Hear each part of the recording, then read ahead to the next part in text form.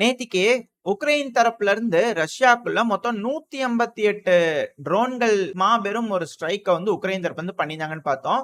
அதுக்கு அந்த டைப்லயே மாறி மாறி ரஷ்யா தரப்பு வந்து தாக்குதல் பண்ணியிருந்தாங்க. ஆனா இப்போ ரஷ்யா வேவ் பை வேவா இன்னைக்கு, அதாவது செப்டம்பர் 2ஆம் தேதி பதிலடி கொடுக்க ஆரம்பிச்சிட்டாங்க. இந்த பதிலடி கொடுக்கக்கூடிய தாக்குதல்ல மொத்தம் 35 மிசைல்கள் அப்புறம் 23 ட்ரோன்கள் வந்து ரஷ்யா தரப்பு வந்து ஏவி விட்டுருக்காங்க. இல்ல உக்ரைன் தரப்பு வந்து என்ன சொல்றாங்கன்னா, ஒரு மிசைல் வந்து டார்கெட்லாம் அடையலைங்க, அது வந்தது எங்கேயோ போய் விழுந்துருச்சு, அது காணாம போயிடுச்சு. அது அப்புறம் 3 ட்ரோன் எங்கேயோ போயிருச்சு, காணாம போயிருச்சு அப்படிங்கிறாங்க. சரி, அப்ப 20 ட்ரோன்கள் ரஷ்ய தரப்பு தான் அனுப்பி இருக்காங்க இல்லையா, 20 நாங்க டவுன் பண்ணிட்டோம். 20க்கு 20 அப்படிங்கறதுனால உக்ரைன் தரப்புன்னு சொல்லிக்கிறாங்க. 2வது 35 மிசைல்ல ஒரு மிசைல் காணாம போயிருச்சு. ஓகேங்களா, அது எங்க விழுந்ததோ யார் மண்டையில விழுந்தோ சரி ஓகே. இந்த 34 மிசைல்கள்ல 22 மிசைல்களை நாங்க டவுன் பண்ணிட்டோம், தலையை திருப்பி அப்படியே ரஷ்யா பக்கம் வீசி எரிஞ்சிட்டோம் அப்படிங்கிறது போல உக்ரைன் தரப்புன்னு சொல்லிக்கிறாங்க. ஸ்லாவா உக்ரைன், இதுல மாட்டு கருத்தே இல்ல. ஆனா உக்ரைனோட பல பகுதிகளையும் பயங்கரமான வெடிசத்தங்கள் கேட்டிருக்கு. 2வது உக்ரைனோட கேபிட்டலான கீவ்ல வந்து பாத்தீங்கன்னா இண்டஸ்ட்ரியல் ஜோன்ல தாக்குதல் நடந்திருக்கு அப்படிங்கிறது போல வீடியோ பதிவுகள்லாம் வந்துகிட்டு இருக்கு. அதாவது உக்ரைன் தரப்புல சொல்றதுதான். ஆனா உக்ரைனோட ஏர்போர்ட் கமாண்டர் தினமும்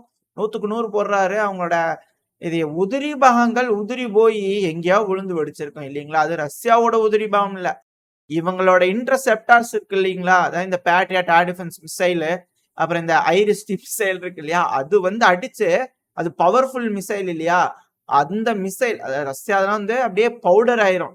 இந்த மிசைல் வந்து உதிரி போய் அங்கேயும் விழுந்து இந்த அளவுக்கு டேமேஜ் ஆயிருக்கு நம்ம வச்சுக்கலாம். F-16 விழுந்ததுல அந்த போல வச்சுக்கலாம். சரி ஓகே, இது போல வந்து விஷயங்கள் ரஷ்ய தரப்பு வந்து பதிலடி கொடுத்தாச்சு. செயலி வீடியோ பதிவுகளோட இருக்கும், பாத்தீங்கன்னா தெரியும். ஒரு மிகப்பெரிய வெடி விபத்து தான் இண்டஸ்ட்ரியல் ஜோன். இது வந்து ஒரு ட்ரோன் அசம்பிளி யூனிட்டா பயன்படுத்திட்டு இருந்தாங்க அப்படிங்கிற தகவல் வருது. என்ன எதுங்கிறது தெரியல. இது ரஷ்ய தரப்புன்னு சொல்லக்கூடிய தகவல்கள். எங்க அங்க ட்ரோன் அசம்பிள் பண்ணிட்டு இருந்தாங்க, அதனால அடிச்சோம் அப்படிங்கிறாங்க. ஆனா உக்ரைன் தரப்பு வந்து சிவிலியன் வாழும் பகுதிங்க அப்படிங்கிறாங்க. சரி, எதுவா எப்படியோ நீங்க அலசி ஆராய்ஞ்சு உங்களோட கருத்துக்கள் என்ன அப்படிங்கறத எடுத்துங்க. சமீபத்துல ஒரு நாட்டோ மீட்டிங் அவசரமா கூப்பிட்டு இருந்தாங்க உக்ரைன் தரப்புல இருந்து. அந்த விஷயத்துக்கு போயிடலாம். அதுல என்னன்னா, அரசல் புரசலா இப்போ வந்து வதந்திகள் பரவ ஆரம்பிச்சிருக்கு. என்ன அப்படின்னா, என்னங்க யூகே, என்னங்க இன்டெலிஜென்ஸ் டேட்டா தந்தீங்க, ஏதோ நீங்க குடுக்கறத வச்சு நான் நம்பி கர்ஸ்க்கு பதிலா கால வச்சேன், இப்படி ஆகி போச்சுங்களே அப்படிங்கறது போல எல்லாரும் கூடி கும்மிடலாமா அப்படின்றது பாத்துக்கிறாங்க யூகே தரப்பு இருந்து. ஏன் அப்படின்னா, சிரிஸ்கி அவர்கள் என்ன சொன்னாரு, உக்ரைனோட கமாண்டர் இன் சீஃபான சிரிஸ்கி அவர்கள், அவர் தரப்புல இருந்து ஒரு தகவல் வந்திருந்தது இல்லையா. அதாவது மொத்தம் 5 லட்சம் வீரர்கள் வரைக்கும் இப்ப களத்துல ரஷ்ய தரப்பு வந்து இருக்கலாம்.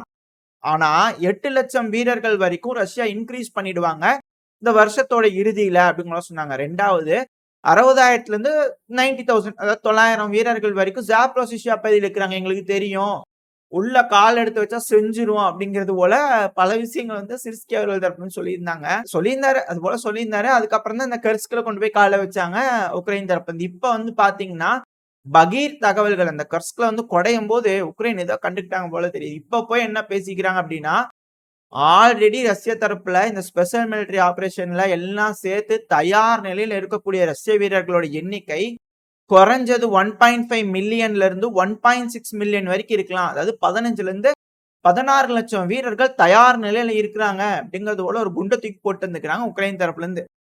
நடுநடுங்கி போயிருக்கிறாங்க. யூரோப்பியன் யூனியன் என்ன பண்றதுன்னு தெரியாம செய்வதறியாமல் திகைத்து நிற்கிறார்கள் அப்படிங்கிறது போல தகவல் எல்லாம் அரசல் புரசலா ரூமர்களா வந்துகிட்டு இருக்கு. இதெல்லாம் போலி செய்திகள் தான், ஏன்னா உறுதிப்படுத்தப்படல. ஏதாவது வந்துச்சு, ஏன்னா யூகே இன்டெலிஜென்ஸ் இல்லையா, அவங்க கண்டுபிடிச்சதான் சொல்லுவாங்க ஏதாச்சும்.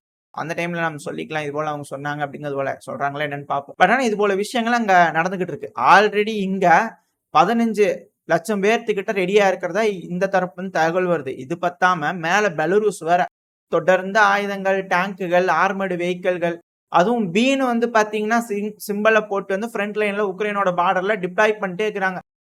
எதுக்குங்க, பெலருஸ்ங்கிறது பிகினிங்கா அப்படிங்கிறது போல கேட்டுட்டு இருக்கிறாங்க, சும்மா நகைச்சுவைக்காக. ஒரு வேலை ஆரம்பிச்சிருச்சு அப்படின்னா மிக பெரும் பஞ்சாயத்தா மாறிடும். என்ன பண்ண போறாங்க மேற்குலக நாடுகள் அப்படின்ற கேள்விகள் வருது. ஏன்னா இதை பொறுத்து களத்துல வந்து ஏகப்பட்ட விஷயங்கள் இருக்கு இல்லையா. இதை நம்ம தனியாவே ஜியோ பாலிட்டிக்கல் அனலிஸா ஒரு வீடியோ போடுவோம், என்ன நடந்துட்டு இருக்கு களத்துல அப்படிங்கிறது போல செய்திகளை வச்சு அனலைஸ் பண்ணி போடலாம்.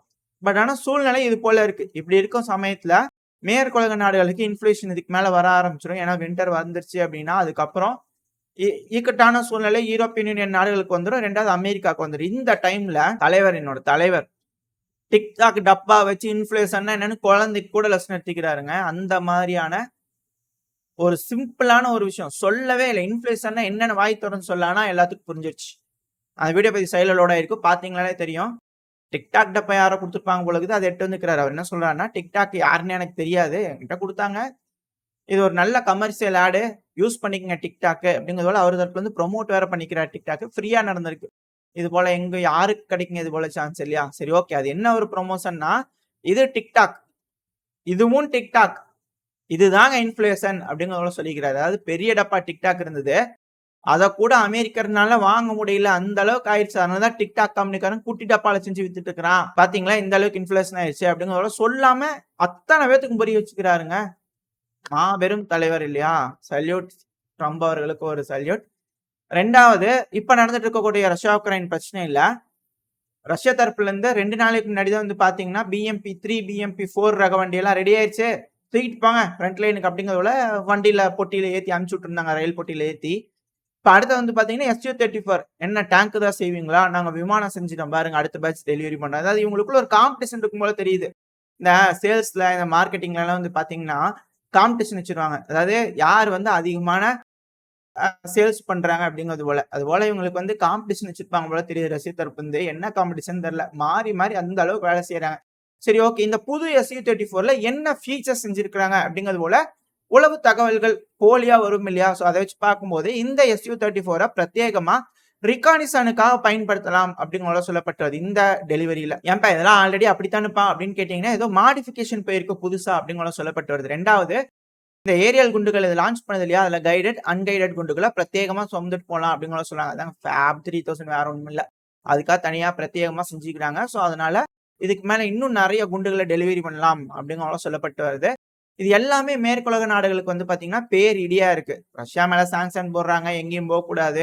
அவர் மேல கிரிமினல் குற்றம் அதாவது இஸ்ரேலுக்கு வந்து இப்ப வரைக்கும் தீர்ப்பு குடுக்கறது ஒத்தி வைக்கிறாங்க. ஆனா ரஷ்யான்னு பேர சொன்னா ஆமா குற்றம் செஞ்சிருக்கான் புடிச்சு ஜெயில ஓடுங்க அப்படிங்கிறது போல தீர்ப்பு வந்துருது போல தெரியுது. வந்துச்சு அந்த டைம்ல.